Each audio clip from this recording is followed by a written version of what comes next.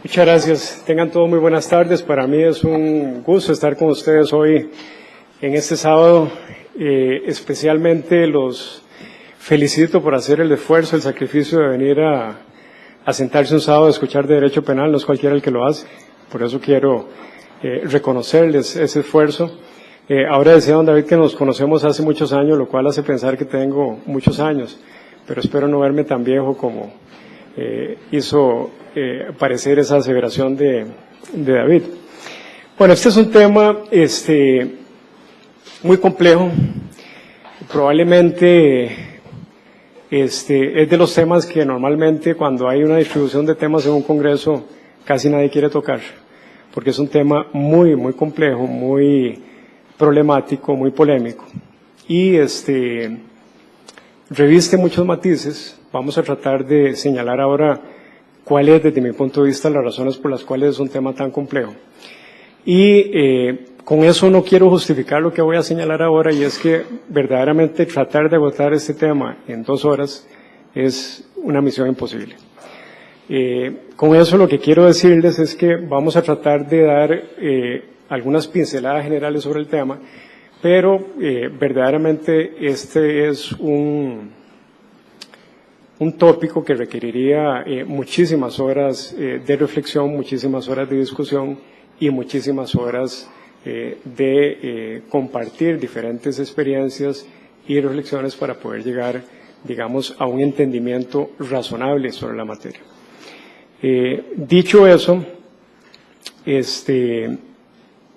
voy a tratar de aprovechar el tiempo al máximo, sin perjuicio de la participación de ustedes, que no sé cómo está pensada, si es al final o si pueden intervenir en el curso al final con preguntas. Y pues de esta forma daríamos inicio formalmente ya a la presentación. Tal vez yo quisiera empezar señalando algo que ha dicho la Sala Constitucional que me parece que es relevante. Un voto del año 98 señaló que la determinación de si estamos frente a un concurso aparente, un concurso ideal o un concurso real forma parte del debido proceso y se relaciona con la correcta aplicación de la norma de fondo. Bueno, el que sea parte del debido proceso no nos dice mucho, porque para la Sala casi todo es debido proceso. Más bien la gran interrogante es determinar qué no forma parte del debido proceso. Pero me parece que lo interesante de este voto es cuando afirma que se relaciona con la correcta aplicación de la norma de fondo. Y no solo con eso, sino que también se relaciona con un aspecto importante que quisiera plantear a modo de reflexión general inicial, y que me parece que es un tema que no deberíamos de perder de vista cuando hablamos del tema de los concursos, y es, en primer lugar, el tema de los concursos no solo está relacionado con la correcta aplicación de la ley sustantiva, sino que además y sobre todo y fundamentalmente está relacionado con la teoría de la pena. Esto tiene un aspecto fundamental y debe hacernos ver desde el inicio que cuando se toma una determinación de si estamos frente a una acción o una pluralidad de acciones, que es el elemento central, decisivo en esta temática, no es una decisión inocente, no es una decisión sin efectos, no es una decisión ingenua, sino que es una decisión que marca una consecuencia clarísima en el tema de la punibilidad. Y vamos a ver más adelante cómo entonces el tema de si estamos frente a una acción o frente a varias acciones no necesariamente se rige en la práctica por parte de los tribunales de una manera técnica, de una manera verdaderamente apegada a los principios, sino que se rige más que todo por el tema de si quiero aumentarle la penalidad a la acción o a las acciones que se cometieron. Entonces yo quisiera, digamos, plantear esta primera reflexión importante, es decir, recuerden, el tema de los concursos está directamente relacionado con la pena, tanto es así que la regulación de los concursos se encuentra en el Código Penal en los artículos 20 y siguientes, 23, 24, y además en la parte de la fijación de la pena. Entonces, hay una relación inescindible entre concursos y pena, y por lo tanto una decisión de si es un concurso ideal o un concurso material no es una decisión ingenua, no es una decisión ingenua políticamente, sino que es una decisión que va directamente relacionada con quiero aumentar el carácter represivo, es decir, quiero aumentar el quantum de la pena o no lo quiero hacer. Entonces, esa primera reflexión quisiera que quedara señalada ahí desde el inicio. Evidentemente, cuando hablamos del tema del concurso de delitos, la primera pregunta que surge entonces es esa. ¿Estamos frente a una acción o estamos frente a varias acciones independientes y autónomas entre sí? Planteado en esos términos puede ser que parezca o que se vea muy sencilla la interrogante, pero en el fondo es una interrogante muy compleja de determinar, muy compleja de decidir, y esto obedece a varias razones. En primer lugar, la multiplicidad de criterios que hay. En segundo lugar, es un tema sumamente casuístico, donde muchas veces no es suficiente recurrir a uno o dos criterios para resolver el tema, sino que es necesario desarrollar un poco la casuística.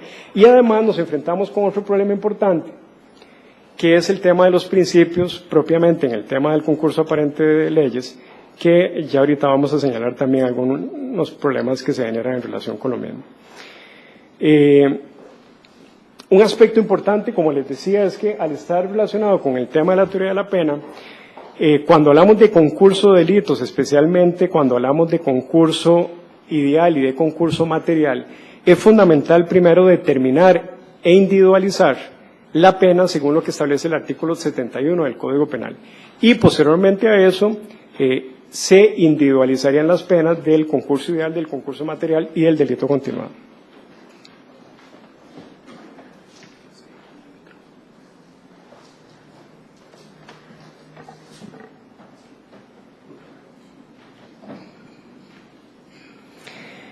Entonces, aquí tenemos dos figuras que es importante tenerlas claramente diferenciadas. En primer lugar, tenemos el concurso aparente de normas, que más correctamente se ha dicho que es un concurso aparente de leyes. Por un lado, digamos, sería la primera gran figura que es importante tener presente acá. Y por otro lado, tenemos las figuras del concurso ideal, del concurso real y del delito continuado, que ya más adelante vamos a ver en qué consiste. Pero importante, digamos, tener clara esa distinción, concurso aparente por un lado y concurso ideal, concurso real y delito continuado por otro lado. Cuando hablamos de concurso aparente de normas o de leyes, básicamente estamos hablando de que concurren varias leyes al regular un hecho punible. Esa es en esencia, digamos, la síntesis o el desideratum del concurso aparente de normas. De esas leyes, tomando en consideración varios criterios que ahorita vamos a desarrollar, solamente una de ellas es la que se realizaría en el caso concreto, y es aquella que abarca el carácter delictivo del hecho en su totalidad. Esa sería, digamos, la regla fundamental. Es decir, de todas las normas que entran en consideración, es una la que finalmente debería resultar aplicable. Y para eso es que se echa mano de los principios que establece el legislador, que ya ahorita vamos a ver cuáles son. Pero entonces, para tenerlo claramente delimitado, en el concurso aparente de normas, tenemos un hecho que se adecúa en apariencia, por eso se llama aparente, se adecúa en apariencia a diferentes tipos penales. Y es la labor del intérprete, o la labor del intérprete consiste precisamente en llegar a determinar de cuáles, de todos esos tipos penales que entran en consideración, cuál es el que resulta finalmente aplicable. En la sentencia, por ejemplo, en un tema de un concurso aparente de normas, no se van a decir, mire, todas estas normas, por ejemplo, en el tema de la culpabilidad, no se va a decir, todas estas normas son las que eventualmente entran en concurso, etcétera, sino que al momento de definir el tema de la culpabilidad y la fijación de la pena, únicamente se tomará en cuenta la norma que finalmente resultó aplicable y no las que resultaron desplazadas en virtud de esa labor interpretativa del juez.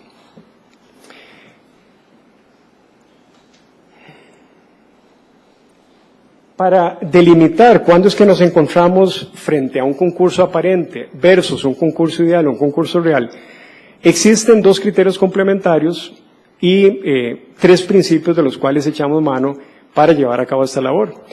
El primer criterio complementario es el criterio del bien jurídico. Cuando varias leyes que concurren protegen el mismo bien jurídico, se habla de un concurso aparente.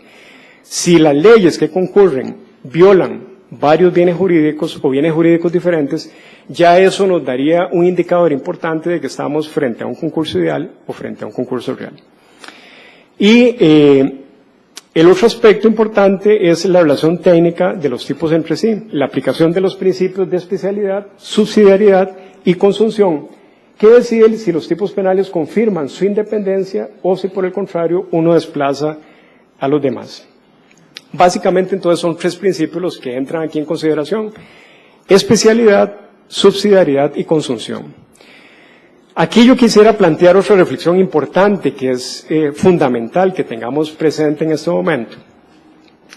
Y es la problemática que vamos a señalar no es propia de esta materia, no es propia ni siquiera del derecho penal, sino que es propia de todo el derecho. ¿Y a qué me refiero? Cuando hablamos de principios de interpretación, eso nos hace recordar aquellos famosos cánones de interpretación que todos escuchamos y estudiamos arduamente en la Facultad de Derecho. Y que revisten una problemática importante y que se actualiza y se recrudece en esta materia. ¿A qué me refiero con esto? Fundamentalmente, los cánones interpretativos o los cánones de interpretación de la norma contienen un problema fundamental que ya señaló Hassemer hace varios años, y es la inexistencia de un metacanon o una metaregla. ¿A qué me refiero con esto? Si nosotros analizamos estos principios, el de especialidad, subsidiariedad y consunción, la primera pregunta que surge a la vista es ¿cuál de esos tres es el que tiene prioridad sobre los otros? ¿Cuál tiene jerarquía sobre el otro? Y eso nos revela un problema gravísimo.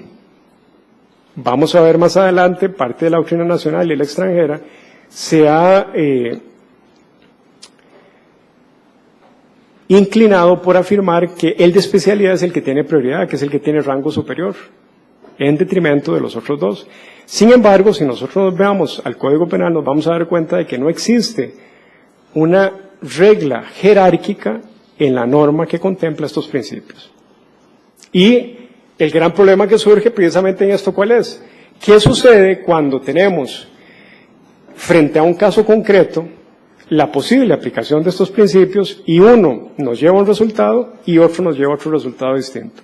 ¿Sobre cuál de los dos principios deberíamos de decidirnos? Ahora vamos a dar un ejemplo concreto para puntualizarles la problemática que les estoy señalando. Pero es posible que en una hipótesis concreta el principio de especialidad me lleve hacia una conclusión y el principio, por ejemplo, de subsidiariedad me lleve a otra conclusión distinta. ¿Y por cuál me decido? ¿Por cuál me decido? Precisamente ahí es donde surge también un grave peligro de que una tendencia punitivista nos incline a decidirnos por aquella solución o aquel tipo penal que probablemente tenga un marco de la pena mayor. Entonces, vean que de nuevo, igual sucede con el tema del concurso aparente de normas, no es una decisión, llamémoslo así, políticamente neutra, no es una decisión sin consecuencias, sino que a la vez estas decisiones están marcadas también por una serie de, digamos, de valores previos que va a tomar en cuenta el intérprete a la hora de decidir por cuál de esos criterios finalmente se decanta. Rápidamente, vamos a ver los principios. El de especialidad, estos tres principios, digamos, corresponden a tres aforismos latinos que los ven ahí en la presentación.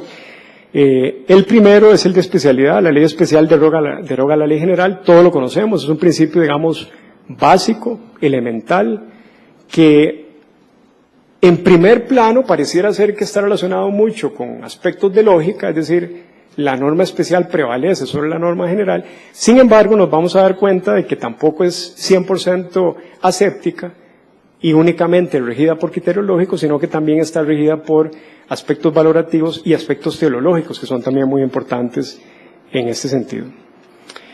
Desde esa perspectiva, la doctrina mayoritaria ha señalado que al momento de valorar si aplicamos el principio de especialidad o no, deben de incluirse consideraciones teleológicas, es decir, del fin de la norma, deben de tomarse en consideración. Se ha dado mucha discusión sobre estos principios, no vamos a entrar ahora en esa discusión porque nos desbordaríamos de la temática. Sin embargo, se ha dado mucha discusión, por ejemplo, Jacobs, pese a ser suscriptor de una tesis tan polémica como la del derecho penal del enemigo, en otros aspectos de la teoría del delito merece su consideración y análisis. Por ejemplo, Jacobs es uno que señala que de estos tres principios, es decir, de los tres principios verdaderamente todos se resumen en uno, que es el principio de especialidad, y que los demás salen sobrando, es decir, son absolutamente innecesarios. Pareciera ser que es una posición muy radical, que yo por lo menos no suscribo, y nos inclinamos, porque además así es como lo establece el legislador, por la consideración de los tres principios que hemos señalado desde el inicio. Bueno, como les decíamos al inicio, hace unos momentos, perdón, el principio de especialidad tiene lugar cuando un tipo penal regula de una forma más especial y más precisa, mediante la inclusión de elementos especificantes, la situación fáctica que otro tipo penal regula de manera general. Y ahorita vamos a ver algunos ejemplos para puntualizar cómo funciona este principio en la práctica, que es probablemente el principio que menos problemas interpretativos, por lo menos en su esencia, contienen. Podríamos señalar algunos ejemplos concretos. Por ejemplo, el homicidio atenuado o agravado es un tipo penal especial respecto del homicidio simple, que sería el tipo penal general. Entonces ahí tenemos, digamos, un ejemplo claro, concreto, donde podríamos ver la aplicación de este principio de especialidad. El tipo penal general, el homicidio simple, contiene, digamos, aspectos generales de lo que es este tipo penal, pero el homicidio atenuado o agravado, además de todos los elementos del homicidio, contiene elementos especificantes, elementos especiales que lo hacen convertirse en una figura especial frente a la figura general del homicidio. Les decía también, y esto es importante, que en la aplicación del principio de especialidad no solo vamos a recurrir a consideraciones lógicas, sino que también es importante recurrir a consideraciones de orden teleológico. Por ejemplo, ¿qué sucede? Y aquí hay un caso interesante, cuando una misma acción homicida realiza los elementos del homicidio calificado y los elementos del homicidio especialmente atenuado. Es decir, tenemos un hecho concreto que puede adecuarse al tipo penal del homicidio calificado, pero que simultáneamente podría adecuarse al tipo penal del homicidio especialmente atenuado. Y el caso concreto podría ser el siguiente. ¿Qué sucede, por ejemplo, en el caso de la madre de buena fama que da muerte a su hijo dentro de los 3 días de nacido? Vemos ahí que tenemos una circunstancia atenuante, pero a la vez concurre una circunstancia agravante, y es darle muerte a un descendiente. En este caso, el legislador se decanta por resolver el problema de manera normativa y también aplicando el principio de especialidad, porque en este caso es importante tomar en cuenta que el 113, inciso 3, involucra necesariamente la muerte de un descendiente menor de 12 años. Entonces ya ahí tendríamos, digamos, un reconocimiento de este principio de especialidad.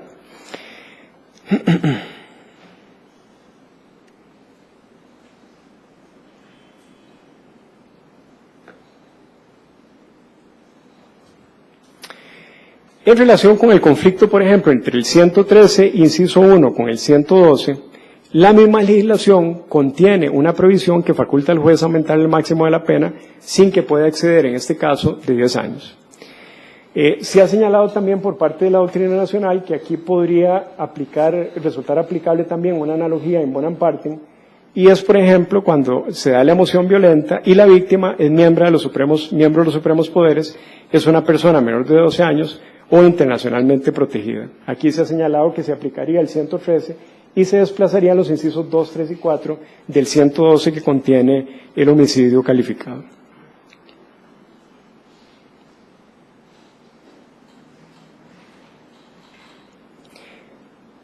Sin embargo, aquí podríamos entrar en otra consideración. ¿Y qué sucede con el caso del artículo 113, inciso 2? ¿Qué podría concurrir con los 4 primeros incisos del 112, que es el homicidio calificado? En el caso del 113, inciso 1, sería la misma solución que hemos señalado, y respecto de los demás incisos, es decir, de los incisos 5 a 9, aquí habría una relación de alternatividad, es decir, se aplicaría o uno o el otro. En estos tipos penales, del inciso 5 al 9, la circunstancia agravante ocurre por la especial intensidad del dolo del homicidio, mientras que en el 103, inciso 12, la producción del homicidio es culposa. Y aquí hay una regla importante, y es que las formas dolosas más graves desplazan a las formas culposas menos graves, que es una regla también importante a tomar en cuenta en el caso del concurso aparente de normas. Otro aspecto fundamental que se tiene que tomar aquí en cuenta es que el principio de especialidad solo puede darse cuando hay una sola acción.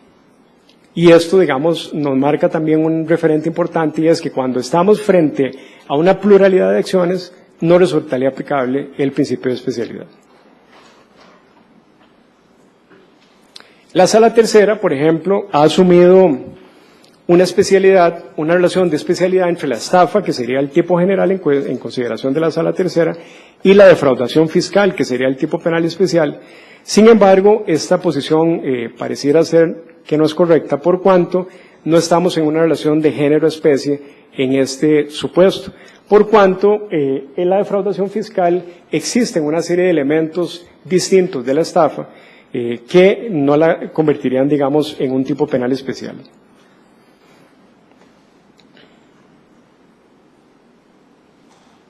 Otros ejemplos que podríamos poner de relación de especialidad estarían entre el tipo penal general y el tipo penal que comporta circunstancias agravantes. Otro ejemplo paradigmático en ese sentido sería la relación entre la violación y la violación calificada.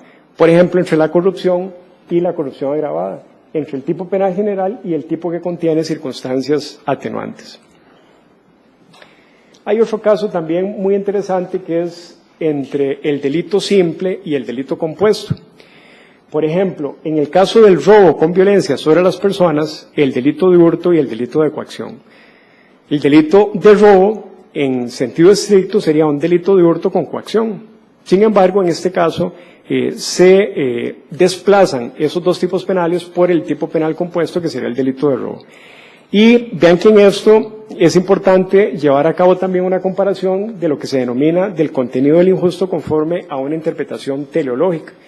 Volvemos a lo mismo que señalábamos al principio, en este caso no sería una aplicación estrictamente lógica para llegar a esta conclusión, sino que hay que hacer una conclusión o una determinación valorativa del injusto conforme a una interpretación teleológica.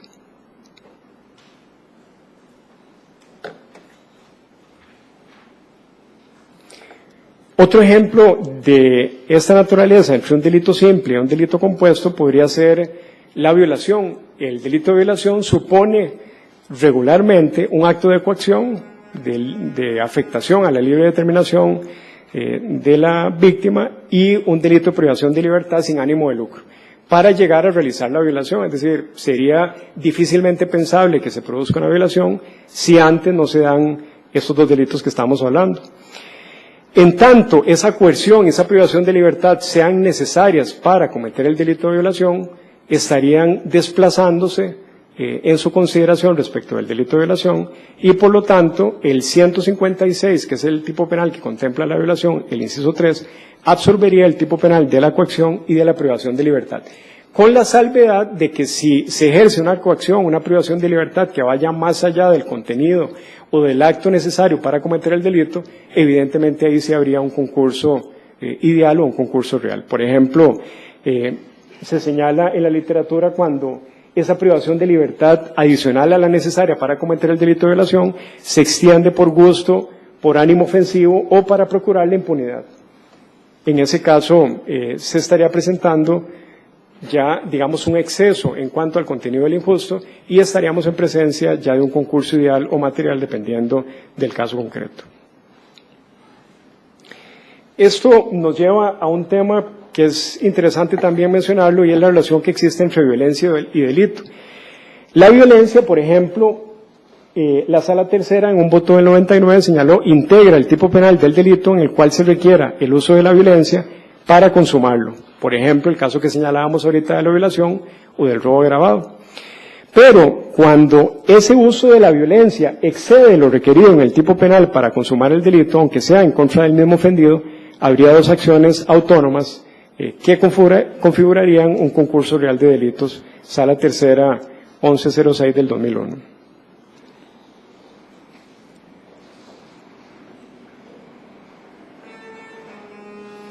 El siguiente principio que es importante señalar es el principio de subsidiariedad, y esto nos lleva también a un ejemplo que quisiera plantearles, que lo conocen ustedes también de la práctica, y que nos permite ejemplificar una posible solución contradictoria que tendríamos entre este principio y el de especialidad.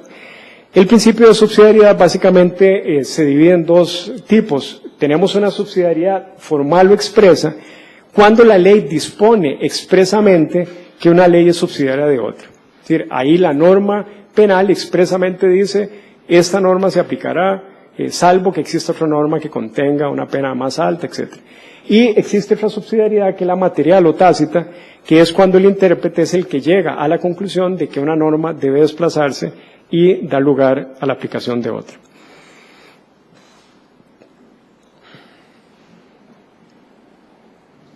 Entonces, tenemos la subsidiariedad expresa o formal, y el ejemplo concreto de esta subsidiariedad lo encontramos en varios tipos penales, tanto del Código Penal como de leyes especiales, que expresamente dicen, salvo que el hecho no esté más severamente penado. Y yo quería traer a colación aquí el ejemplo que me parece muy interesante que lo discutamos, y es varias normas de la famosa Ley de Penalización de Violencia contra la Mujer, que se supone que lo que buscaba era darle una mayor protección a la víctima que estuviera sometida a una relación de matrimonio, una relación de hecho, y que a consecuencia de esto sufriera una serie de afectaciones en bienes jurídicos. Creó un tipo penal especial ahí, que fue el fraude de simulación con bienes gananciales. Y ese fraude de simulación con bienes gananciales contiene una cláusula de subsidiariedad expresa o formal. Y no tengo aquí el tipo penal, pero dice algo así como será sancionado con pena de prisión de, creo que es de 1 a 4 años, quien, digamos, incurra en un fraude de simulación en relación con bienes gananciales y de esta forma afecte a la persona que se encuentra en esa relación de hecho. Y esa misma norma dice, salvo que exista una norma que sancione el hecho de forma más grave, o exista, o que el hecho esté más severamente penado. Entonces, vean qué interesante, y con esto quisiera contextualizar el ejemplo de los posibles resultados contradictorios que podrían darse en un caso concreto. Esa norma es una norma especial respecto del fraude de simulación, que es la norma general. Pero por otro lado, contiene una cláusula de subsidiariedad expresa, que dice que se aplica esa norma salvo que haya una norma que sancione el hecho de manera más grave. ¿Qué significa esto? Que la misma norma estaría reconociendo un principio de subsidiariedad expresa y nos indicaría que no hay que aplicar esa norma, sino que hay que aplicar el fraude de simulación, que obviamente le da una mayor protección a la víctima porque la pena es muchísimo mayor. Entonces, tenemos dos resultados. El principio de especialidad nos dice que hay que aplicar la ley esta de penalización de violencia contra la mujer. Pero si aplicamos el principio de subsidiariedad, habría que aplicar la norma general, que es la contenida en el Código Penal, fraude de simulación. ¿Cuál aplicaríamos? Si ustedes tuvieran que aplicar, digamos, en ese caso concreto, alguna de esas dos normas, ¿cuál de las dos aplicarían? Los dos principios los estamos aplicando y cada uno nos lleva a resultados contradictorios. Y hay una variante importantísima, que es la que no quiero dejar de lado, y es la penalidad. La ley de violencia contra la mujer tiene una pena más baja y el fraude de simulación tiene una pena considerablemente más alta. Obviamente que si nos dejamos llevar únicamente por instintos punitivistas, nos vamos a inclinar por el fraude de simulación. Si queremos ser un poco más técnicos, podríamos decir, bueno, el principio de especialidad, pero a la vez, si somos técnicos, hay un principio de subsidiariedad expresa que nos dice que hay que aplicar también la norma que está sancionada más gravemente. Entonces, vean que es un caso muy interesante. La Sala Tercera, por lo menos de lo que yo he podido estudiar, se ha inclinado por aplicar el principio de subsidiariedad expresa, es decir, indicar que en estos casos lo que resulta correcto es aplicar el fraude de simulación genérico que está en el Código Penal. Sin embargo, me parece que el tema merece ser objeto de discusión. Hay otros ejemplos, concretamente en el Código Penal, que contienen cláusulas de subsidiariedad, por ejemplo, el 161, abusos sexuales contra personas menores de edad incapaces, establece esa norma que se aplica la misma, salvo o siempre que no constituya el delito de violación. Y con la subsidiariedad es importante señalar que lo que el legislador quiere evitar son lagunas en la represión, pero de paso también establece una pauta segura para excluir el concurso ideal de delitos.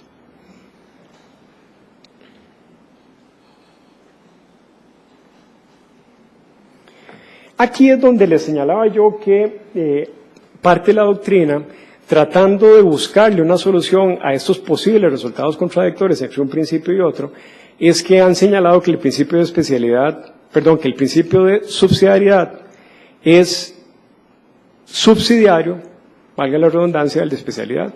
Es decir, el examen, señala la literatura, debe empezar analizando si hay un principio de especialidad y si no lo hay, puede analizar si existen los principios de subsidiariedad o de consunción. Esto puede ser que sea muy loable. Sin embargo, si nos vamos al Código Penal y analizamos la norma que contiene los principios que hemos señalado, en ningún lugar en esa norma dice que hay que darle prioridad al principio de especialidad. Y estaríamos, digamos, afirmando algo que la norma no contiene. Repito, es muy loable. Y esta problemática, quisiera reiterarlo, no es propia del derecho penal, no es propia de los concursos, no es propia de ninguna rama específica del derecho, sino que es propia de todas las ramas del derecho. Los principios de interpretación padecen de un pecado capital y es que no contienen una metanorma, no contienen una metaregla. ¿Qué significa esto? Que no contienen una regla que claramente establezca un orden de prioridad. Si hay conflicto entre esta norma o esta norma, entre este principio, este metaprincipio es el que entraría a regir. Eso no lo tenemos y lamentablemente es una carencia importante que se podría eventualmente solucionar mediante una reforma, por lo menos, por ejemplo, en este caso, a los principios que rigen el concurso aparente de leyes. Sin embargo, eso no se ha realizado. Por otro lado, tenemos la subsidiariedad tácita o material. Recuerden que habíamos hablado de una subsidiariedad expresa y hay otra subsidiariedad que es la material o la tácita. Esta deriva de la finalidad y relación de las disposiciones penales en los casos en los que varias de ellas abarquen diferentes estadios de agresión o diversos modos de intensidad del ataque al mismo bien jurídico.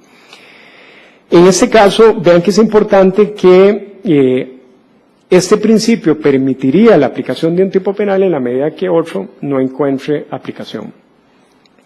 Y podríamos encontrar algunos supuestos, algunos ejemplos importantes de lo que es la subsidiariedad tácita o material en los siguientes ejemplos. Los actos preparatorios independientes, digamos, no podrían ser castigados. Los actos de pasaje con relación a un delito consumado o resultado tampoco podrían ser castigados. Y las formas menos intensas de ataques en relación con las formas más intensas de ataque, más intensas de puesta en peligro o de lesión al mismo bien jurídico. Vamos a verlo en concreto en algunos supuestos que aquí traía para comentárselos. Primero, cuando la gente realiza una forma de ataque al bien jurídico preparatorio a otra más grave que también realiza, la forma previa de ataque es absorbida por la acción más grave.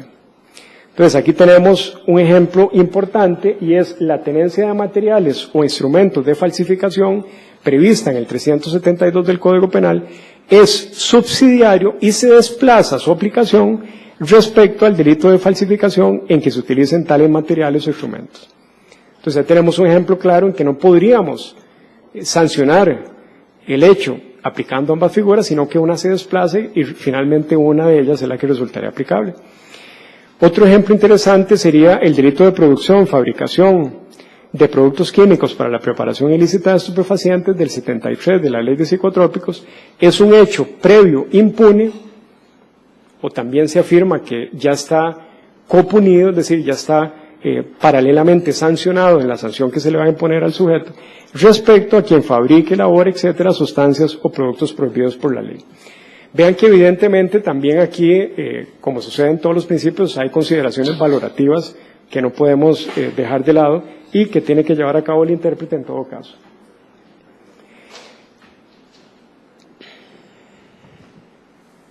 Hay otro supuesto interesante que también ha tenido bastante discusión en la práctica y es que el delito de homicidio culposo, lesiones culposas, absorbe al delito de conducción bajo los efectos del licor, lo que se denomina conducción temeraria, ya que el mismo legislador estableció que los dos primeros hechos castigan con una pena agravada la conducción temeraria. En este caso podríamos incluso entrar a discutir si es un caso de subsidiariedad tácita o expresa. Hay diferentes posiciones al respecto. A mí me parece que lo más correcto sería ubicarlo como un supuesto de subsidiariedad expresa, porque el legislador expresamente lo contempló así en la normativa respectiva. También tendríamos otros ejemplos. Los actos de tentativa serían subsidiarios respecto al delito consumado. En ese sentido, es sin embargo necesario que haya continuidad entre la tentativa y la consumación. Si, por ejemplo, se da una tentativa y el agente vuelve a empezar los actos de ejecución y llega a consumar el delito, no habría una subsidiariedad, sino que habría un concurso real entre una tentativa fracasada y una consumación. Son subsidiarias también las formas de participación respecto a las formas de autoridad del mismo sujeto con relación a la realización del mismo delito.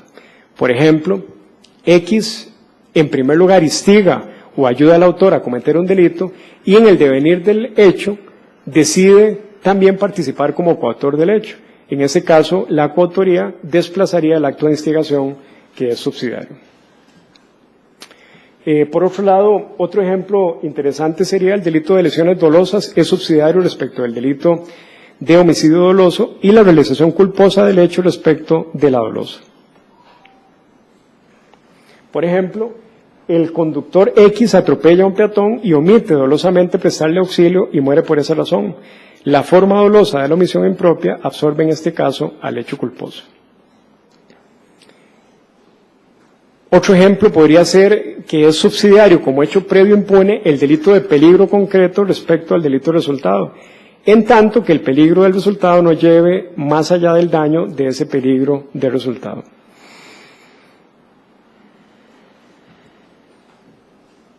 Y el tercer principio que me interesa que analicemos hoy es el principio de consunción. En estos casos del principio de consunción, un delito se comete antes, durante o después de otro delito, normalmente más grave, que contiene el contenido del injusto y culpable del delito que lo acompaña. Por ello se habla, con relación al delito desplazado, de un hecho previo, simultáneo o posterior, ya punidos o impunes, como quiera que se le desee llamar. Una ley, en el caso concreto del principio de consunción, es desplazada por otra ley que de manera previa, simultánea o posterior contiene lo que se denomina el desvalor de la ley desplazada, de modo que carece esta de valor propio respecto de la primera. Esto, digamos, en su estructura suena muy elaborado y por esa razón es que me interesa muchísimo ver los ejemplos para que podamos contextualizarlo. En primer lugar, la doctrina agrupa lo que es el hecho previo y el hecho simultáneo. Recuerden que hay tres categorías: el previo, el simultáneo y el posterior. El hecho previo y el simultáneo lo agrupan en una categoría que le denominan hecho acompañante impune. ¿Por qué acompañante? Porque se supone que acompaña, digamos, a la acción delictiva. El hecho acompañante se impune porque es con relación al hecho posterior que debe apreciarse todo el peso y el desvalor del hecho punible. Es decir, ¿qué significa esto? Que ese hecho acompañante impune pierde sentido su castigo viendo, digamos, al final de cuentas, el castigo que se le va a imponer a la persona por el hecho que finalmente comete. Entonces, hay un desplazamiento ahí del valor del injusto por el hecho de que finalmente comete un delito más grave, de mayor peso, que el hecho previo o el hecho simultáneo impone. Algunos autores han señalado que para que haya un hecho acompañante impune con relación al hecho punible posterior, se requieren básicamente tres condiciones elementales. La primera, la presencia de dos acciones punibles que se desarrollen sucesivamente en orden cronológico, que estas acciones representen grados o estadios de ofensa a un mismo bien jurídico y que ellas se encuentren en relación de medio a fin, es decir, que yo realice ese hecho previo o simultáneo como un medio para alcanzar el fin que sería el delito que finalmente se llega a cometer. Y podríamos señalar como ejemplos de delitos de hechos acompañantes impunes los siguientes. En primer lugar, el delito de daños con relación al delito de robo con fuerza en las cosas. Aquí alguna literatura alemana ha tenido un criterio dispar y ha señalado que en realidad son dos hechos independientes. Sin embargo, el delito de daño me parece que se desplazaría en relación digamos, con la aplicación del delito de robo. En segundo lugar, el delito de lesiones con relación al delito de aborto no querido por la mujer, es decir, aquellas lesiones que se le practica al feto necesarias para producir el aborto quedarían comprendidas en el delito de aborto, que ya de por sí contiene un valor de injusto comprensivo de las lesiones previamente realizadas. Y los abusos deshonestos realizados en la misma situación que la violación o la tentativa de violación inmediatamente posterior o concomitante. Todos comprenderán que para cometer una violación hay que cometer abusos deshonestos. Entonces, esos abusos deshonestos se encuentran integrados en el delito de violación y no se podrían sancionar o castigar separadamente del delito de violación. Evidentemente que aquí volveríamos a la misma regla que vimos anteriormente, es decir, si se consuma el delito de violación y posterior a su consumación se realizan actos de abusos sexuales, evidentemente ya no estaremos hablando de este supuesto. Recuerden en todo caso que aquí estamos hablando de hechos previos o simultáneos. Entonces, esos abusos evidentemente caerían en la categoría de hechos posteriores al hecho punible principal. La Sala Tercera sostuvo en algún momento, en los años 91, los votos que hay, y en el 94, los votos que se señalan en la presentación, que el delito de violación de domicilio se subsumía, es decir, se desplazaba, no resultaba aplicable, en el delito de hurto cometido posteriormente. Y lo catalogó como un hecho previo impune o copunido, como queramos llamarlo. Sin embargo, con posterioridad señaló que ambas acciones típicas no se excluyen entre sí y que no se encuentran subsumidas una en la otra, ni existe tampoco una relación de subsidiariedad entre ellas y que por lo tanto hay un concurso ideal de delitos heterogéneos. El primer hecho no se subsume en el segundo porque no es presupuesto del hurto la violación de domicilio. Y esto lo dijo en algunos votos del año 2006 y del 2008, que me parece que es la posición correcta. Por último, tenemos en este supuesto lo que se denomina el hecho posterior impune. El hecho posterior es impune si se dan tres condiciones fundamentales. Primero, que el hecho posterior no debe violar un nuevo bien jurídico. Segundo, el hecho posterior no debe causar un nuevo daño, aunque puede profundizar el ya causado. Y tercero, que el perjudicado sea el mismo que en el delito previo punible y en el hecho posterior impune. Vamos a ver algunos ejemplos. Esa letra me quedó un poco pequeña, no crean que es que lo traje como para que hacerles un examen de la vista gratuito para ver cómo andaban de la visión, pero cuando uno lo ve en la computadora se ve un poco distinto cuando ya se ve aquí presentado. Unos ejemplos interesantes del hecho posterior impune sería, por ejemplo, la destrucción de la cosa, el delito de daños con relación a quien se apodera de una cosa mueble y con posterioridad la destruye, delito de hurto.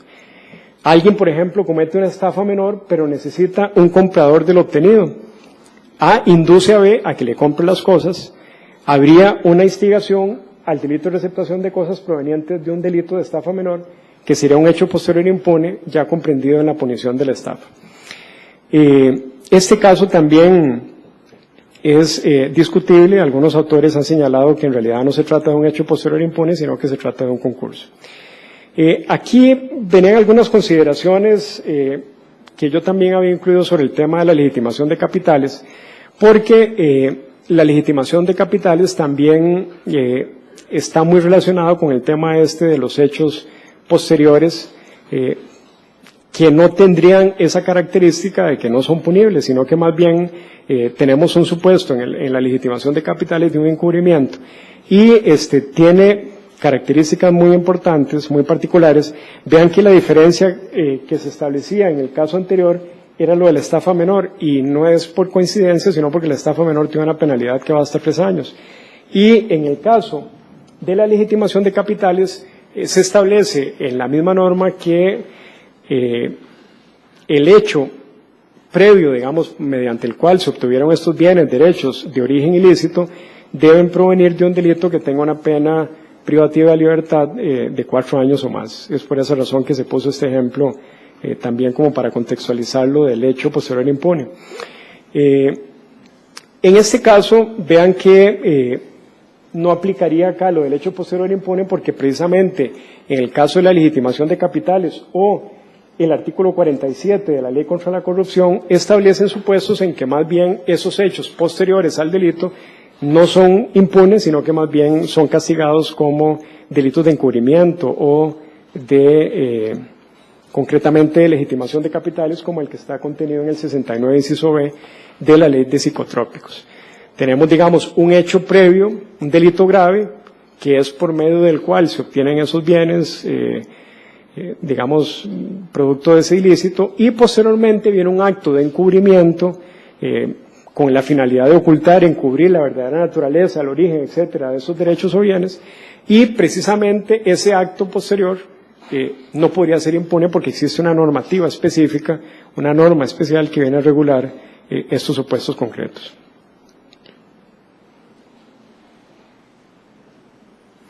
Bien, les decía que sobre el tema de la legitimación de capitales traía algunas consideraciones, sin embargo, por razones de tiempo voy a saltarme las mismas y voy a pasar directamente al tema que me interesa muchísimo ver, y es el del concurso ideal y el concurso material y el delito continuado.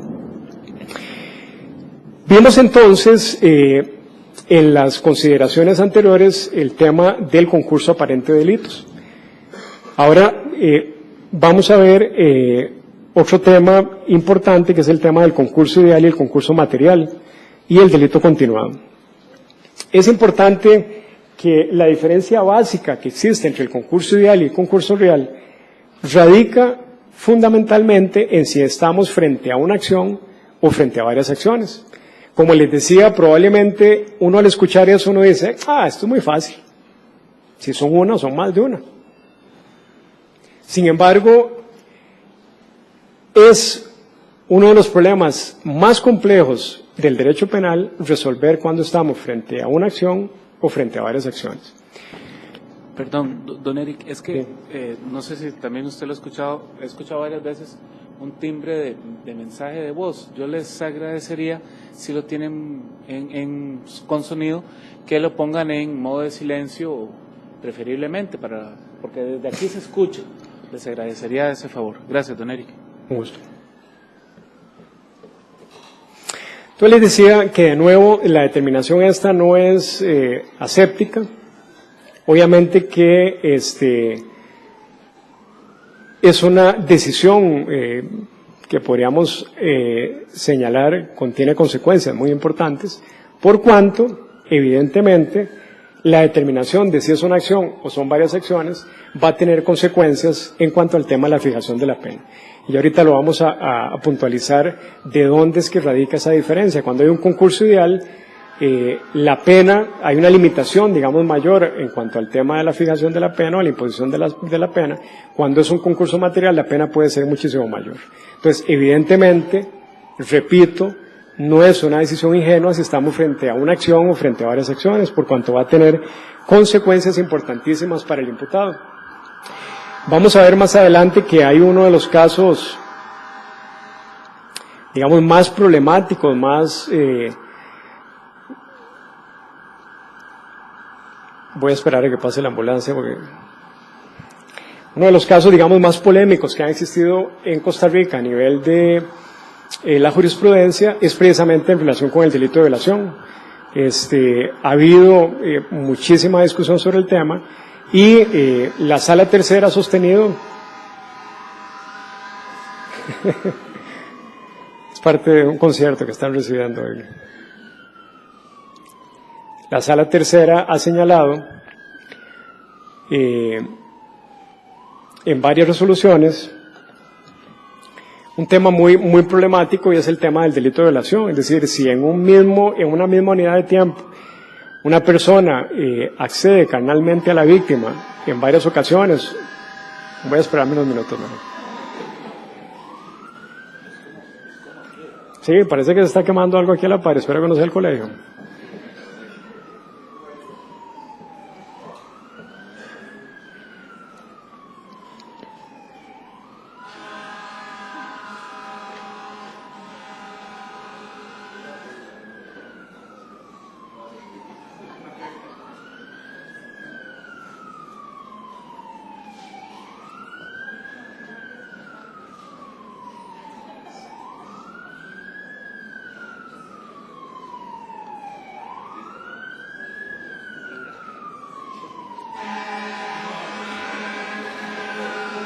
Bien.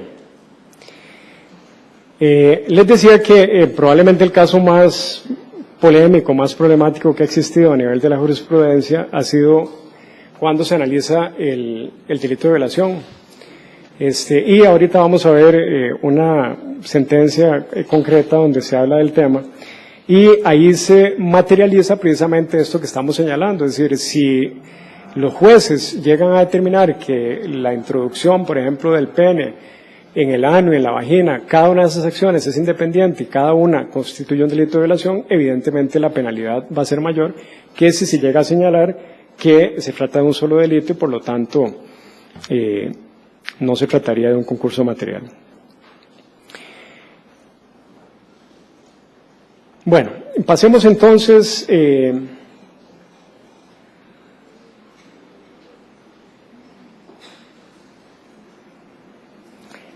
a ver rápidamente el tema del concepto de unidad de acción.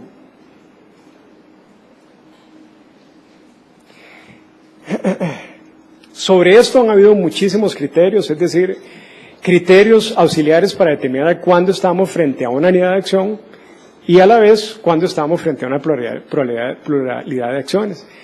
Precisamente esa multiplicidad de criterios y digamos la vaguedad de los mismos, la laxitud de los mismos, es un tema que también ha incidido, me parece, de manera negativa en este aspecto. Y pareciera ser que no es casualidad también que esos criterios sean tan laxos, porque permiten precisamente al intérprete adecuarlo según, digamos, como quiera que se resuelva el caso concreto. Aquí lo primero que deberíamos de señalar es que para definir si estamos frente a una acción o frente a varias acciones, frente a una pluralidad de acciones, no nos sirve de nada el concepto que todos conocemos de acción y que se estudia dentro de la teoría del delito como acción en sentido causal, final, social, etc. Es decir, no tiene absolutamente ninguna relevancia ni teórica ni práctica la utilización de este concepto en esta materia.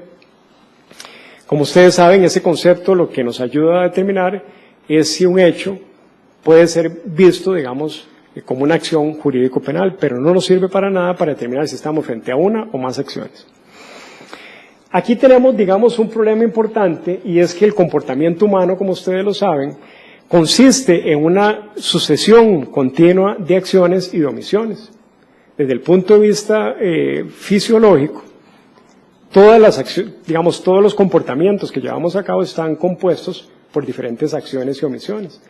Entonces, esto nos lleva a una primera aproximación y es que no podría sernos de ayuda un criterio natural, un criterio, digamos, que tome en cuenta este aspecto fisiológico, de cuántas acciones se llevaron a cabo para llevar o para realizar un determinado comportamiento, cuántas omisiones tuvieron lugar para que se llevara a cabo una omisión, digamos, final. Entonces, este criterio definitivamente no nos va a ser de utilidad y más bien podría generar mayores complicaciones a la hora de llevar a cabo una determinación en este caso. Entonces, desde esa perspectiva, una clasificación conforme a los movimientos musculares no tendría el más mínimo sentido en esta materia. Tampoco tendría sentido tomar en cuenta cuáles fueron los resultados que se produjeron o las leyes que se violaron. Entonces, de entrada, digamos, una primera aproximación al tema lo que nos hace ver es que ninguno de esos criterios va a ser relevante para efectos de determinar si estamos frente a una acción o frente a varias acciones. Eso nos hace ver la necesidad entonces de buscar otros criterios para efectos de tratar de aproximarnos al problema. Durante mucho tiempo, no obstante eso, estuvieron vigentes en nuestro derecho lo que se llaman criterios naturalistas. Es decir, que tomaban en cuenta o pretendían guiar el concepto de acción con base en elementos puramente fácticos del hecho como tal y no se tomaban en cuenta aspectos fundamentales que son los aspectos normativos, que son los que deberían de jugar un papel preponderante.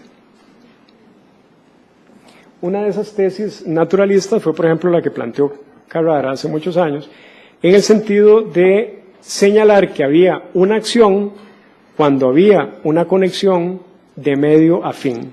Si esa conexión teleológica o ideológica existía, se afirmaba había un solo delito. De lo contrario, la consecuencia era afirmar que había más de un delito.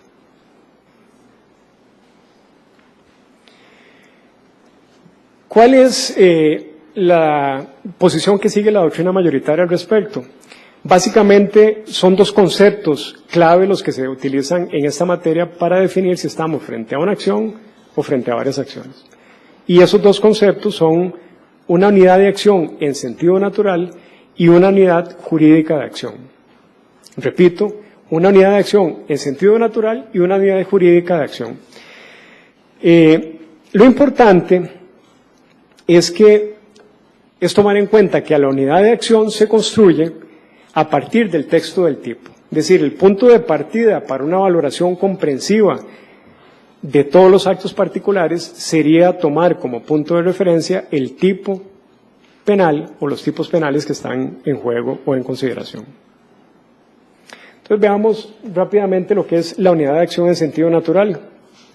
Y con esto ya estamos entrando en la parte final. Yo sé que la María Alcalina tiene que estar haciendo efectos muy nocivos en la parte del sueño que les está causando esta reflexión.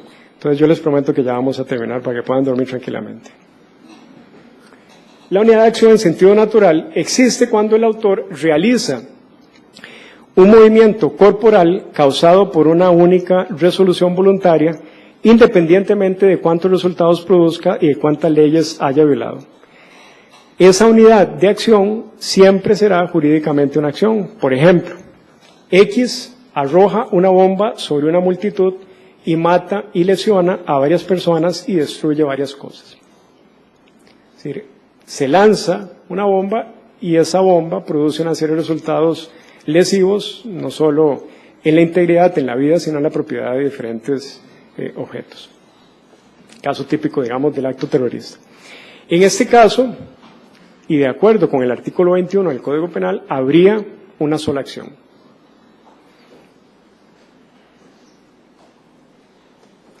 Sin embargo, aquí hay que tener un cuidado importante y es que no bastaría para asumir una unidad de acción en sentido natural la simple simultaneidad de acciones. Por ejemplo, si una persona con una pistola en cada mano dispara al mismo tiempo sobre A y sobre B, uno podría pensar ahí que como son acciones simultáneas, es una sola acción. Sin embargo, la doctrina ha señalado que en este caso no estaríamos frente a un hecho o una acción, sino frente a varias acciones. Y en ese sentido, se afirma esto porque cada acción estaría gobernada por distintas determinaciones de voluntad. Igualmente, para demostrar que cuando hay acciones simultáneas no necesariamente hay unidad de acción, podríamos estar frente a pluralidad de acciones cuando A toma a B como rehén y lo utiliza como escudo mientras dispara sobre sus persecutores. Ejemplos de unidades de acción en sentido natural serían varias acciones sexuales realizadas en la misma ocasión sobre el mismo sujeto, que es el tema que hablábamos hace un momento sobre la posición de la Sala Tercera. Igualmente, la transitoria privación de libertad para cometer el delito de violación o la continuación del hecho hasta su terminación cuando se dé la misma resolución cuya ejecución había sido perturbada por la posibilidad de la presencia policial. En ese sentido, y rápidamente, Welzel, por ejemplo, es un autor alemán que parte de un preconcepto ontológico que permita un enjuiciamiento normativo social. Sin embargo, aquí es importante señalar que no existe un preconcepto óntico de la conducta. Cuando hablamos de óntico, hacemos referencia a lo que tiene ser o existe. Y este preconcepto óntico está muy relacionado con, o tiene elementos en común con lo que son las teorías finalistas. Autores, por ejemplo, como Velázquez, utilizan un criterio óntico normativo para definir lo que es unidad de acción, pero es un criterio sumamente problemático, sumamente complejo y a la vez muy laxo en cuanto a las posibilidades de interpretación. Por ejemplo, Velázquez señala que para saber si hay una o varias acciones, se debe partir del concepto final de acción al que se le añade el enjuiciamiento jurídico-social, que no sé qué significa eso, a través de los tipos penales correspondientes. Por ello, pues, se debe examinar tanto la finalidad concreta del autor, su plan, como el tipo penal correspondiente, que debe ser interpretado socialmente hablando. Bueno, vean que la definición presenta problemas importantes de interpretación. Esta posición de Velázquez también la han compartido en Costa Rica algunos juristas nacionales, como doña Cecilia Sánchez, y también es una posición que ha sido seguida por la Sala Tercera en su jurisprudencia. Vean que parte, digamos, de un elemento fundamental y es cuál es la finalidad concreta, específica que tenía el autor, cuál era su plan, y esto tiene que analizarse relacionado con el tipo penal respectivo. Esto nos adentra en una problemática muy compleja dentro del derecho penal y es determinar, yo sé que a veces esto requeriría casi que dotes de adivino, pero es muy complejo determinar cuál es la finalidad del autor. La Sala Tercera en algunas ocasiones ha hecho intentos de determinar eso y la doctrina también ha señalado que la finalidad del autor puede, digamos, desprenderse de la materialidad de los hechos que él cometió, pero eso no es algo unívoco, no es algo certero que nos permita llegar a decir, bueno, mira, si fulano hizo X, la finalidad que él tenía era necesariamente esa. Puede ser que en algunos casos concretos esa finalidad de autor sea, digamos, fácilmente extraíble o verificable, pero hay muchísimos casos donde esa finalidad, cuál era el plan de autor concreto, no es verificable y nos enfrenta a una problemática muy seria, este criterio óntico normativo como el que sigue Velázquez. Además, esto nos plantea un problema que es común a la crítica que se le hace a la teoría finalista y es precisamente que este criterio no nos sería de ninguna utilidad en el caso de los delitos culposos, que como ustedes saben no están precedidos de una finalidad por parte del autor, es decir, en los delitos culposos no se hace algo seguido por una finalidad, sino que sencillamente una falta al deber de cuidado.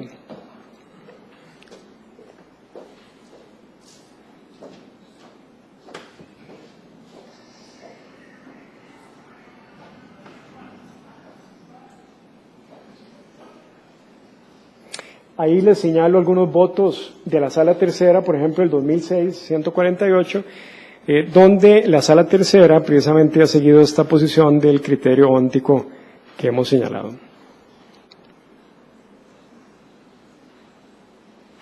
Algunos autores, rápidamente, por ejemplo, Kinhäuser y Kuhl, señalan que la unidad de acción en sentido natural requiere, en los delitos dolosos de comisión, además de una unidad de valoración jurídica conforme al tipo penal concernido, varios presupuestos. En primer lugar, igualdad en el modo de comisión, una relación inmediata temporal y espacial de los actos parciales y una realización unitaria de voluntad, con lo cual se vuelve un poco a este mismo problema que estamos señalando sobre este concepto óntico.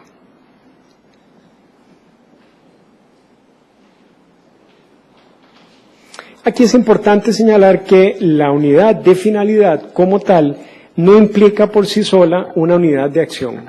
Es decir, el que un sujeto tenga una sola finalidad no implica por sí sola una unidad de acción. Por ejemplo, varios individuos toman la resolución de asaltar en un barrio varias casas en diferentes momentos y necesariamente en diferentes situaciones espaciales. Ahí no habría claramente una unidad de acción, sino una pluralidad de acciones y por lo tanto un concurso real.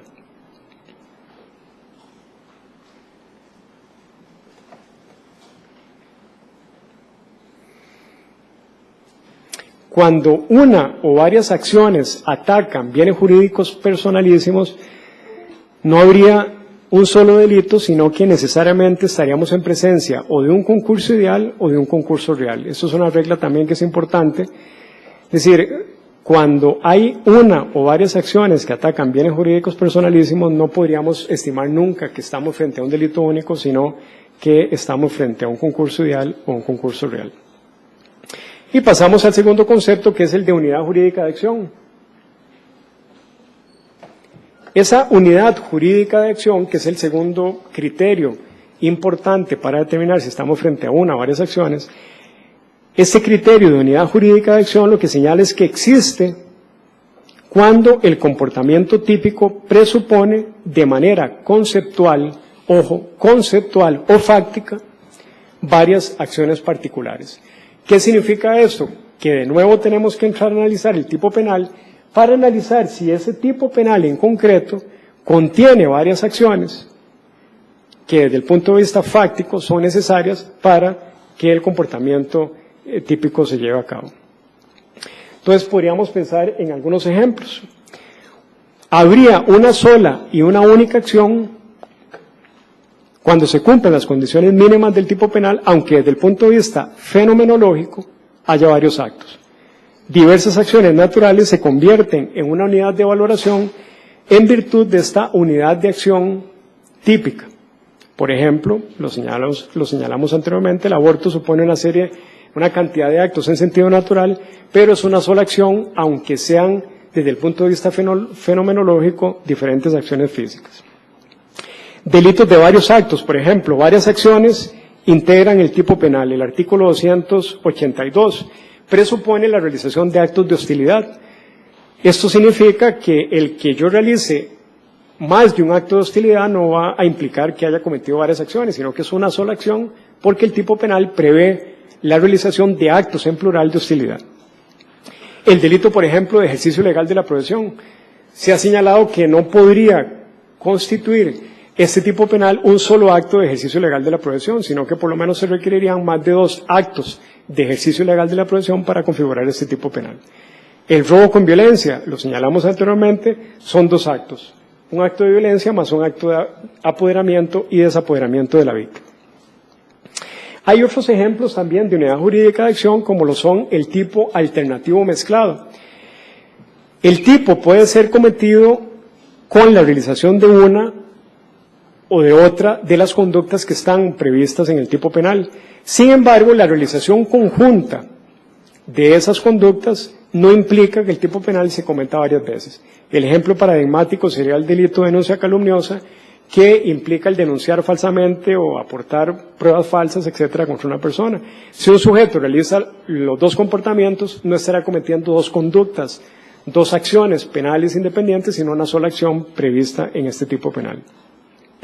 Otro ejemplo interesante es de unidad de acción en los delitos permanentes. En el delito de secuestro, por ejemplo, todos los actos que integran el secuestro o la privación de libertad también sin ánimo de lucro constituirían una sola acción, independientemente de que temporalmente la persona deje de realizar esos actos o transitoriamente, digamos, suspenda la continuación del acto delictivo.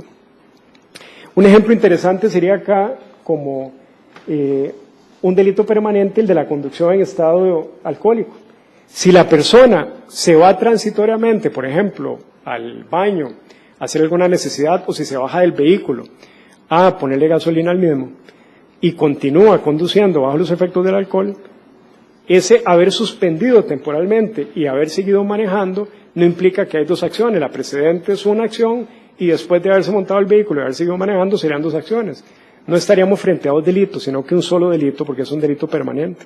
El hecho de que haya suspendido temporalmente esa actividad no implica que se tengan que considerar como 2 delitos independientes.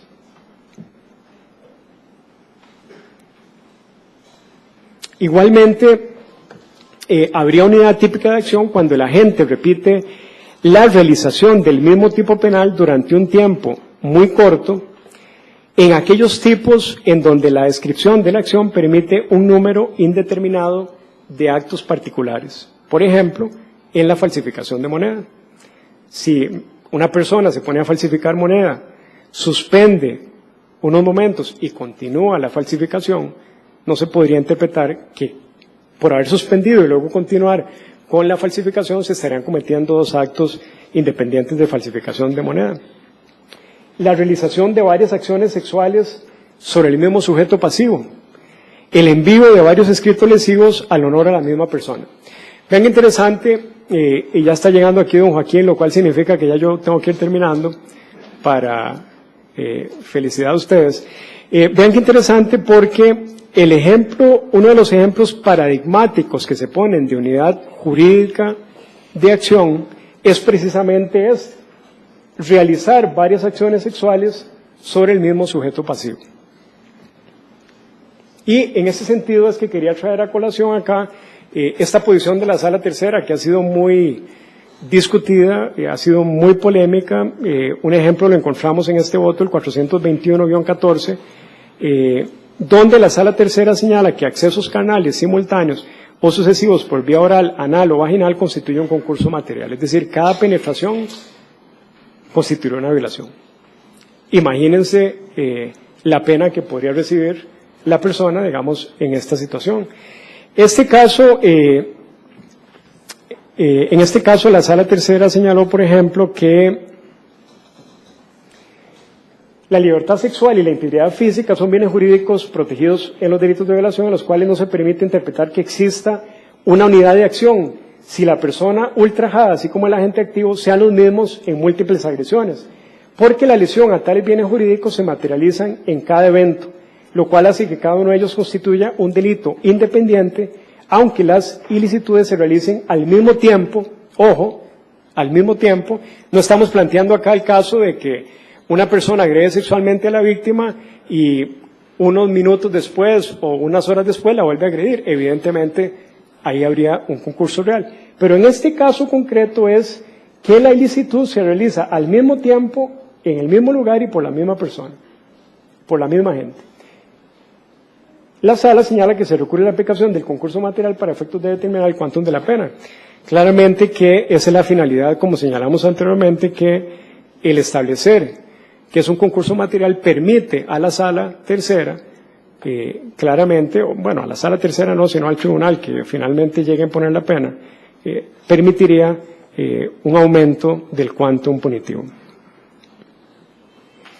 Una de las particularidades que señala aquí la Sala Tercera es que estima que se trata de un concurso real por esta razón, por la naturaleza del bien jurídico que se lesiona con el delito de violación, porque al denominarse bienes jurídicos personalísimos, su importancia, dice la Sala, es tan alta que cada vez que se materializan varios accesos carnales en cada una de las cavidades del cuerpo contempladas en la ley y en contra de la voluntad, se lesiona dicho bien jurídico en forma íntegra, se reduce a la víctima a la condición de objeto y se vulnera de manera intolerable su dignidad. Entonces, la posición de la Sala sería básicamente que por cada penetración habría un delito de violación, lo cual me parece verdaderamente aterrador. Continuando con el tema de la unidad jurídica de acción, hay algunos criterios especiales en relación con algunas modalidades de comisión delictiva. Por ejemplo, en los delitos culposos existen reglas especiales. Se debe distinguir entre delitos de resultado y de mera actividad. De resultado, habría unidad de acción cuando el resultado penal es el producto de varias violaciones al deber de cuidado. Artículos 117 y 128, párrafo primero del Código Penal. Por ejemplo, aquí el tema sería si una persona va conduciendo su vehículo y tiene un fallo en los frenos del automotor y este fallo se obedece a que esta persona no verificó el estado de los frenos antes de utilizar el vehículo y a raíz de eso mata a varias personas, entonces ahí estaríamos en presencia de una unidad de acción. Estaríamos frente a un solo hecho delictivo, un solo delito, pero con varios resultados lesivos a la integridad o a la vida de las personas. Diferente es el caso de una persona que en cada ocasión tiene la posibilidad de observar el deber de cuidado y no lo hace. Una persona va conduciendo su vehículo y es, digamos, todo un artista en el manejo de los vehículos y se salta un alto y a raíz de eso mata a una persona, que eso lo vemos todos los días, se saltan los altos las personas, se saltan los semáforos, sigue conduciendo su vehículo, se salta el semáforo en rojo y a raíz de eso mata a una persona. No le importa, sigue conduciendo su vehículo, va a 190 kilómetros por hora y mata a otra persona. En ese caso no habría una unidad de acción, sino que evidentemente habría un concurso entre varios delitos de homicidio culposo. Concurso real, ¿verdad?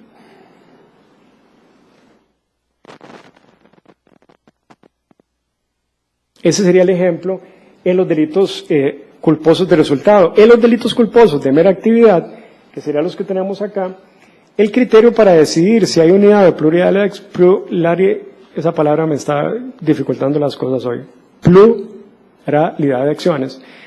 El criterio rector sería si el autor, entre los diferentes actos, podía o no cumplir nuevamente con el deber de cuidado, que es muy similar al que señalamos anteriormente en relación con los delitos de resultado, delitos culposos de resultado.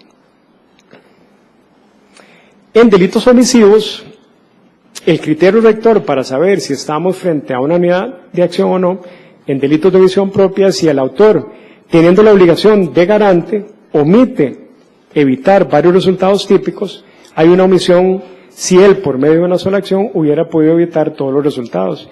Y en la omisión propia, habría pluralidad de omisiones cuando la gente omite el cumplimiento de varias obligaciones que podía realizar temporalmente una después de la otra.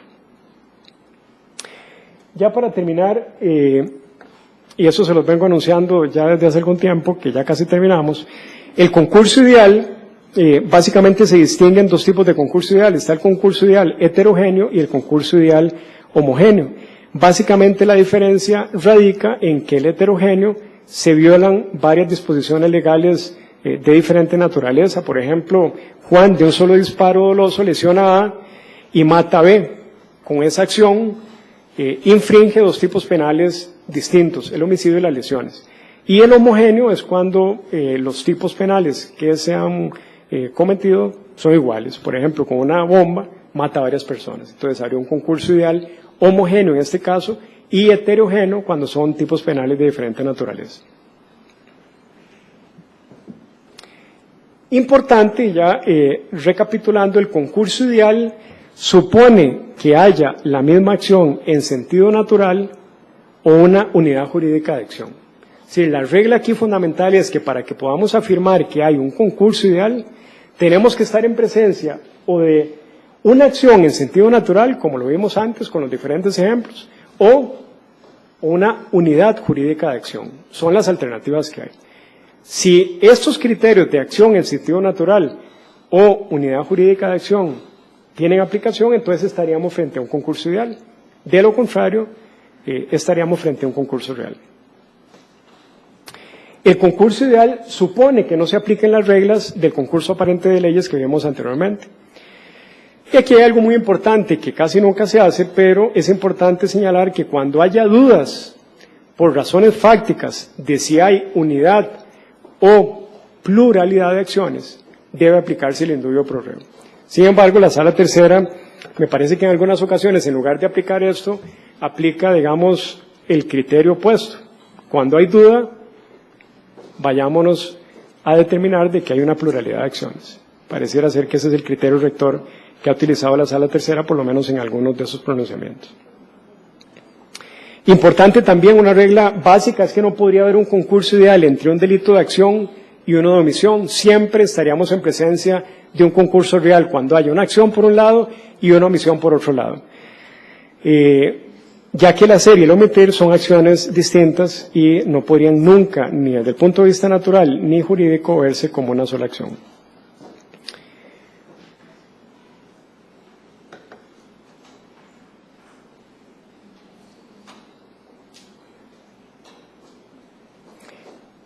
Finalmente, en cuanto a las consecuencias del concurso ideal, lo importante es que en el caso del concurso ideal, el juez debe fijar la pena entre el máximo y el mínimo del respectivo tipo penal y se puede aumentar la pena. Aquí tenemos un dato interesante y es que esa facultad o esa posibilidad de aumentar la pena es una típica facultad discrecional, tema en el que no me quisiera meter porque me apasiona, porque es uno de los temas que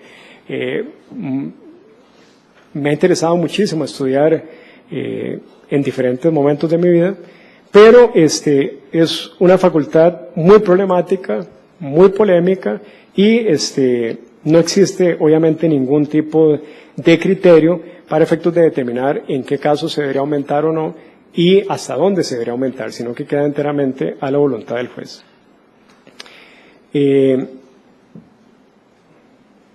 Y rápidamente sobre el concurso real o material, se encuentra regulado en los artículos 22 y 76 del Código Penal. Tendríamos que, cuando excluimos la posibilidad de que haya un concurso ideal, caeríamos necesariamente en la existencia de un concurso real o material porque hay una pluralidad de acciones en el caso concreto. Y el concurso real o material presupone básicamente la existencia de varias acciones u omisiones independientes que por no haber sido juzgadas definitivamente requieren un enjuiciamiento simultáneo. Y ahí es donde estaría la diferencia entre el concurso real o material, llamémoslo así, normal, y el concurso real retrospectivo, que es el que se lleva a cabo una vez que ya se dictaron todas las sentencias respectivas y se tiene que hacer la acumulación de la pena de acuerdo con las reglas del concurso real o material. En el concurso real o material se debe tratar de varias unidades de acción autónomas que violan de manera independiente varias veces la misma ley, estaríamos frente a un concurso real homogéneo, o que violan distintas disposiciones penales, concurso real heterogéneo.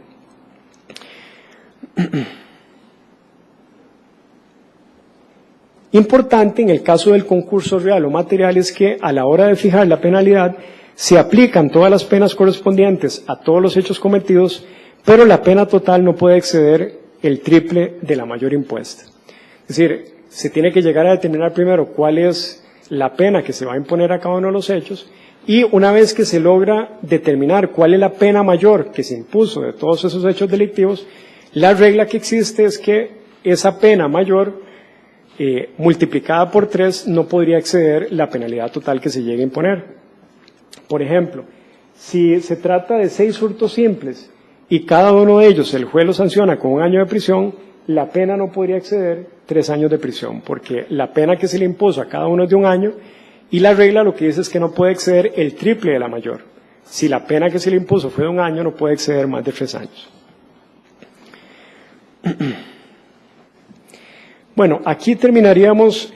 Básicamente había un tema adicional que era el tema del delito continuado, que tal vez me interesaría nada más señalar un voto aquí de la Sala Tercera que resume de buena manera en qué consiste el delito continuado y quería tal vez no dejar de mencionarlo porque es un tema también importante. La Sala Tercera en el voto 2006-00148 retomó la obra más importante, y no solo la más importante, sino la única que creo que hay en el país sobre el tema del concurso de delitos, de Francisco Castillo.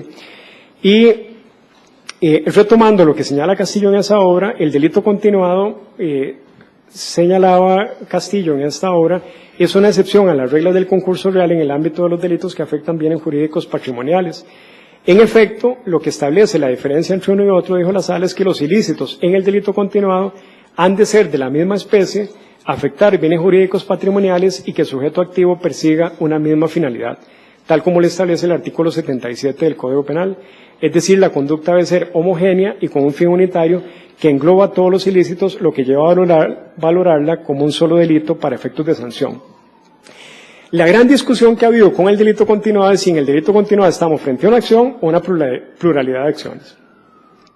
Hay una parte importante de la doctrina, encabezada por Velázquez y Llobet, que señala que es una sola acción, que el legislador hace una ficción y engloba todos esos hechos integrantes del delito continuado como una sola acción.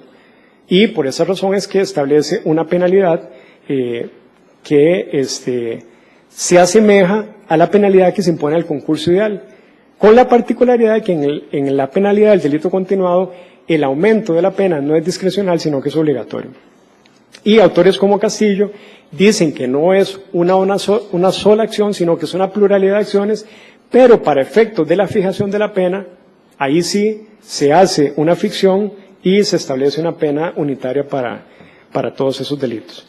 El ejemplo que viene acá, el caso que señala la Sala Tercera, es precisamente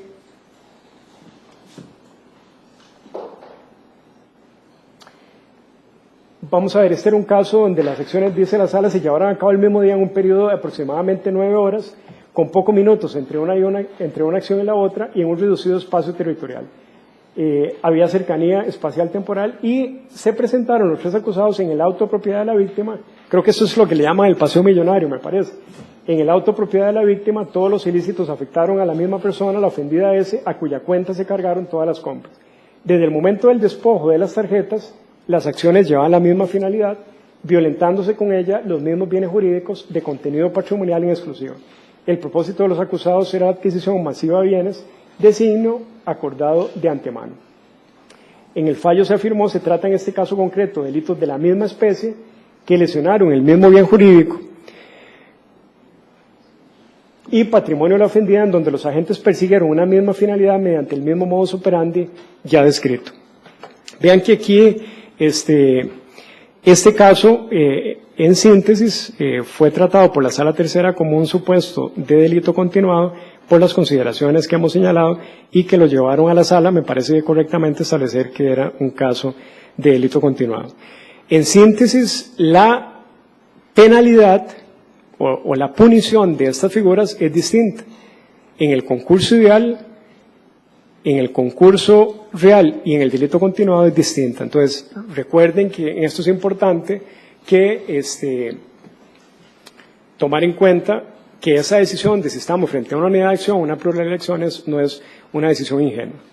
En el caso del concurso ideal se aplica la pena del delito más grave, que puede ser aumentada discrecionalmente por el juez. Discrecionalmente, no es un aumento obligatorio. En el caso del concurso real, la penalidad no puede exceder del triple de la mayor. Y en el caso del delito continuado, igual se aplica la pena del delito más grave, pero aumentada hasta en otro tanto. Y ese aumentada hasta en otro tanto se ha señalado que no es discrecional, sino que es más bien de corte obligatorio. Con esto terminaría la exposición. Les agradezco mucho la atención brindada y espero que nos volvamos a ver en otra ocasión. Muchas gracias.